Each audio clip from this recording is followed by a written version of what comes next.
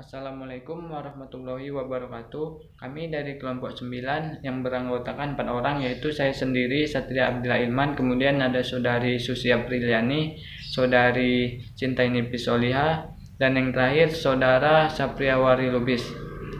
Nah, sini kami akan mempresentasikan hasil dari tugas resum kami yang berjudul Kemiskinan dan Distribusi Pendapatan. Baik, langsung saja saya akan menjelaskan materi yang pertama, yaitu kemiskinan, definisi kemiskinan absolut dan kemiskinan relatif.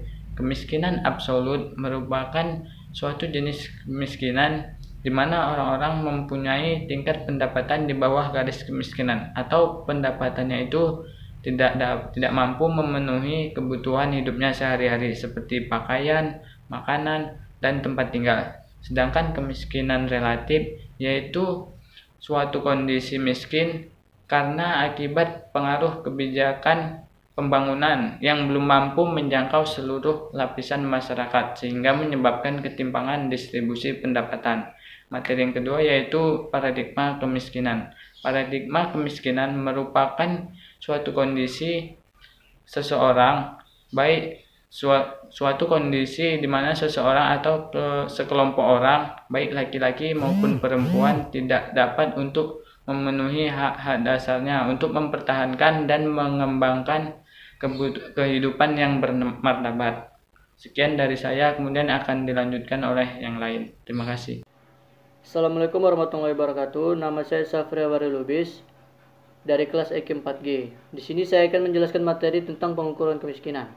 Angka kemiskinan Indonesia dapat dinilai dari dua hal, yaitu tingkat pendapatan dan tingkat pengeluaran. Dari tingkat pendapatan, seseorang dapat dikatakan miskin secara absolut apabila pendapatannya berada di bawah tingkat garis kemiskinan minimum atau pendapatannya tidak dapat memenuhi kebutuhan minimum per hari. Nah, dari tingkat pendapatan dari wilayah pedesaan, seseorang dapat dikatakan miskin apabila tingkat pendapatannya berada di bawah 20 kg beras per kapitanya dalam per bulan atau konsumsi barang dan jasa senilai dengan itu. Dan di daerah perkotaan, pendapatannya berada di bawah dari angka 30 kg beras. Dari tingkat pengeluaran, yang di dalam daerah pedesaan, tingkat pengeluarannya yang berada di bawah Rp144.204 dapat dikatakan miskin. Dan di daerah perkotaan, tingkat angka pengeluarannya yang berada di bawah Rp188.201 dapat juga dikatakan sebagai masyarakat atau penduduk Indonesia yang miskin. Di sini saya akan menjelaskan materi tentang strategi pengentasan kemiskinan. Strategi pengentasan kemiskinan di Indonesia dapat dilakukan dari berbagai langkah, seperti diambil dari aspek individu. Kepala keluarga yang masih berusia lanjut dapat diberikan, yang pertama ialah kesempatan untuk berwirausaha setelah dilakukan pendampingan dan pelatihan di mana dapat diasah skillnya. Yang kedua ialah dapat diberikan kerjasama dengan perbankan dan Kementerian Ketenagakerjaan, yaitu dengan diberikan peminjaman modal dari usaha yang bisa dia lakukan, seperti diberikan modal untuk membeli alat jahit, alat untuk mencangkul sesuai dengan yang dia butuhkan, yang dia bisa. Dan dari aspek individu yang kepala keluarga masih berada di usia pendidikan, yang pertama ialah dapat diberikan kesempatan untuk melanjutkan pendidikannya. Selanjutnya, dia juga diberikan kesempatan untuk melanjutkan pendidikan sambil bekerja untuk memenuhi kebutuhan hidupnya.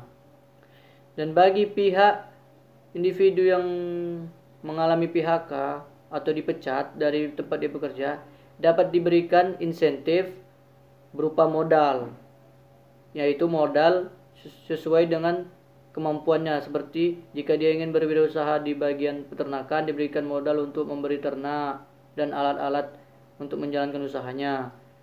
Begitu juga dengan yang ingin menjalankan usaha berkebun, bercocok tanam, menjahit dan yang lainnya, agar tingkat kemiskinan Indonesia dapat ditekan.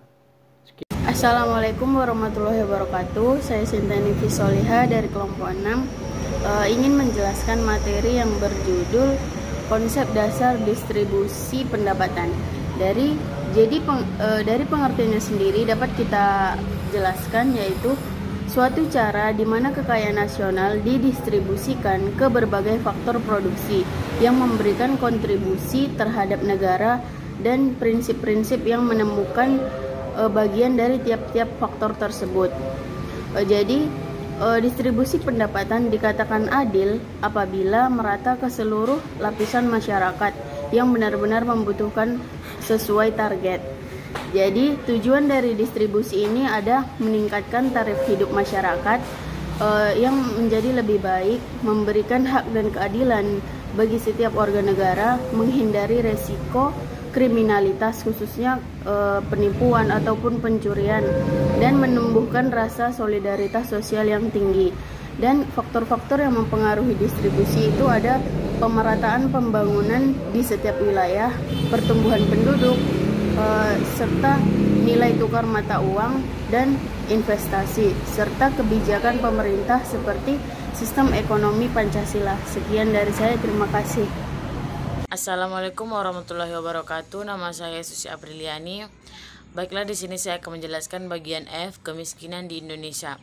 Kemiskinan merupakan fenomena yang terjadi hampir di seluruh negara sedang berkembang.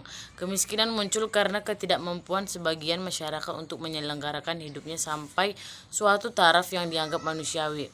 Kondisi ini menyebabkan menurunnya kualitas sumber daya manusia sehingga produktivitas dan pendapatan diperolehnya rendah. Lingkaran kemiskinan terus terjadi karena dengan penghasilan yang rendah tidak mampu mengakses dana pendidikan, kesehatan, nutrisi secara baik sehingga menyebabkan kualitas sumber daya manusia dari aspek intelektual dan fisik rendah. Berakibat produktivitas juga rendah. Pembangunan ekonomi yang dilaksanakan sejak kemerdekaan secara signifikan telah berhasil mengurangi jumlah proporsional penduduk miskin di Indonesia.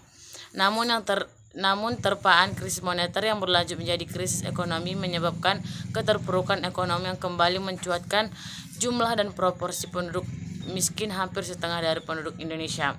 Salah satu contoh kemiskinan di Indonesia terjadi karena adanya COVID-19. Dalam konteks sosial ekonomi masyarakat, bahwa dengan adanya ujian ajab wabah ini terciptanya ketakutan, kegaduhan, kerisauan, dan bahkan terjadi pelambatan ekonomi secara drastis yang amat sangat pada diri manusia. Kita dapat melihat betapa terjadinya kemerosotan ekonomi masyarakat hingga negara hanya karena satu saja, ujian Allah SWT turunkan ke permukaan bumi. Yang tadinya umat merasa hidup bahagia serba mencukupi dengan tingkat kesenangan duniawi pada tingkat tinggi, tiba-tiba terus hidup dalam ketakutan dan kekurangan. Demikianlah video saya. Assalamualaikum warahmatullahi wabarakatuh.